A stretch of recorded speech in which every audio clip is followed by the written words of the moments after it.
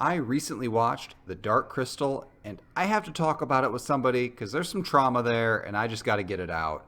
And who better to dump it on than you, my audience, watching this for free? That audience being like 6 people. Well, I'm about to traumatize all 6 of you. So, first of all, as you've seen from any other time I've talked about any movie, I'm the last person to see anything. Once I do or see or partake in something, it's officially over. The Dark Crystal came out, I think, slightly before I was born, 83, 84. And I've managed to put off watching it until now. Let me just do a summary. And so, by the way, there are going to be massive spoilers. I'm basically going to go through plot point by plot point as I understand them, which is not very well. So if you have not seen this movie yet, it will be ruined forever, or more ruined than the puppets could do on their own. So I think when this movie was pitched, this is how it went. Like, Jim Henson's like, hey guys, I have a garage full of creepy puppets.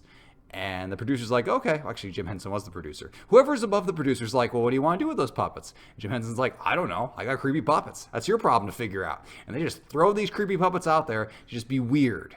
And that's the entire plot of this movie. There's like some weird bird things with these beaks, and one of them turns to dust right at the start. And there's also a crystal that cracks, and sometimes people shoot lights out of their eyes at the crystal. And it's all very unsettling. So then the good guys, who are only a little bit less creepy than the bad guy birds, they have this prophecy, and they're like, oh, this other creepy puppet, you need to go and take this piece of the crystal and put it back in the big broken crystal. Okay, simple enough. Why was the crystal broken? We really don't know. Why does it have to be put together? Who cares? So, and here's the weird part, though, is that the puppet that's supposed to be the least creepy, he begins with a G. Okay, my wife Lola, she went through and she looked at it, she's like, so this is this race and this is that race. They're puppets. There's just a big mob of puppets. This movie is one big puppet mosh pit, and some of them are good and some of them are bad and some of them are worse, but they're all ugly and they all haunt my nightmares.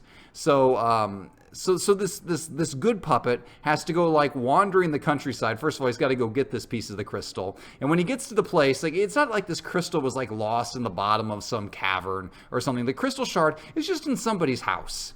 And the creepiest puppet of all, and I should go into why he's the creepiest puppet of all. So all the other ones, they're like obviously bird things or obviously like beaten down sloths, but he's like an attempt to kind of sort of look like a person, but like maybe like a person made of wax where you melted most of the features off. You know that uncanny valley where the more you start looking like a person, the worse it is? Yeah, that's this guy. Don't ask me his name. I remember no specifics from this. I cannot remember a single proper noun from this entire movie, other than Dark Crystal, which I believe is the title of the movie. No, it's The Dark Crystal. I got the title wrong. I left out a word. Shows you how much attention I paid. So he goes to the house of the lady who has the crystals. And she's like, well, I got a whole bunch of crystals. Why don't you take one? How does he know which one to play? He plays his magic flute. And his magic flute makes a crystal glow purple. And that's just, I feel like we need more problem solving through flutes in our movies. Like, that would really cut down on, the sex and nudity and violence. I believe there's a pig upstairs trapped in a room. I should address that. But first, I need to talk to you about Dark Crystal. This is really important. Okay, not as important as the pig. I'm going to pause this video and I will be right back.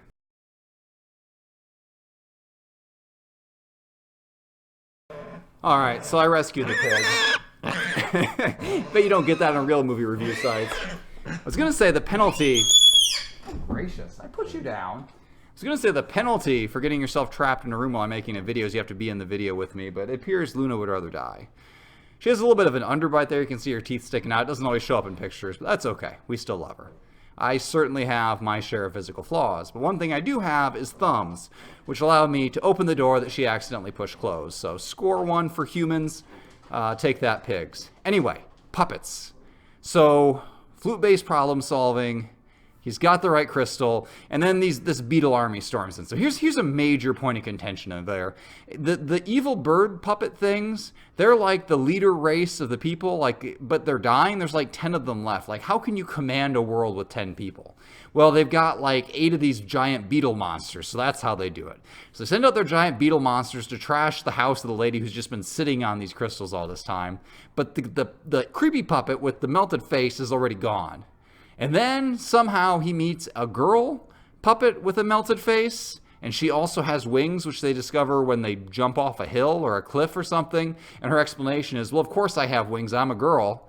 which made me question what I know about puppets and girls. Like, do my daughters have wings? I don't know. Maybe Jim Henson has something to teach me. I kind of hope not, because that's going to make puberty really awkward. Let's just keep everybody on the ground. So they go and they walk, and then they find, so my highlight on this movie is as they go through the creepy puppets, trying to figure out which ones are on strings, which ones have some guy's hand up inside of them, and which ones are just like guys in costumes. So eventually they get in these walking moths. They take the little creepy melted face puppets, and they put them on the walking moth puppets. They're like elephant moths, and they're like, yeah, we're making great time. And then the beetles come in and eat the moth elephant. If this sounds weird, it made exactly as much sense as when I watched it. Like this is verbatim my understanding of this movie. And then here's the interesting part. I fell asleep. There's a gap of between 15 and 45 minutes.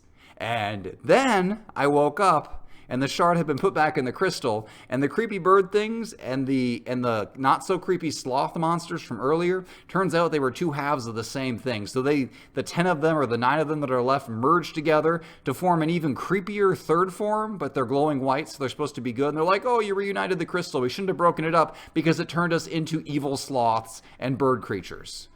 And that was a mistake in hindsight. If you have a magic glowing crystal and a magic glowing land, don't smash it just for the hell of it. Keep it together, or else a melted face puppet is going to have to go in there and reunite it, and it's going to put me to sleep.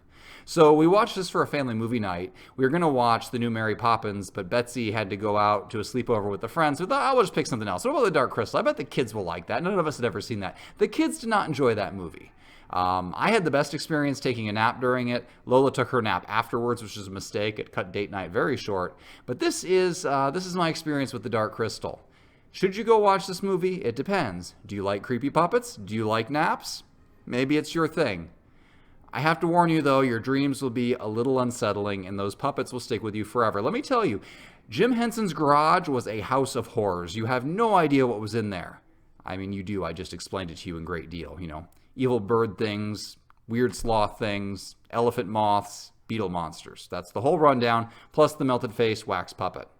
So, that's my rundown of The Dark Crystal. Watch it or don't. I'm sure I'm the last person to see it, so you've already been there. Good for you guys. I'm going to try to do more of these videos. I've been running into problems. I've been trying to spend more time with my family. Always a big mistake. And usually by the time I'm done doing that, it's late at night. I'm like, yeah, I'm not doing that. I'm not going to, put back on clothes. And not that I don't wear clothes around my family. It's just... Okay, this is going way off track. Usually at some point I put on pajamas, and I'm like, you know what? I can't go on a video in pajamas. I have to put on a polo shirt. Because apparently the dress code for YouTube is business casual. I don't know. I think I have way higher standards for what I think you guys expect than what you actually expect. I think what you actually expect is me sitting in front of this camera, rambling incoherently, occasionally interrupted by a pig or a kid. So I'm going to try to do more of these videos. It's been a month since the last one. I'm going to try to, when I get home first thing before the rest of the kids get back, I'm just going to try to bang out a couple of these videos and see what happens. Spoiler alert, what happens isn't great. Oh well. It's free content. Talk to you guys later.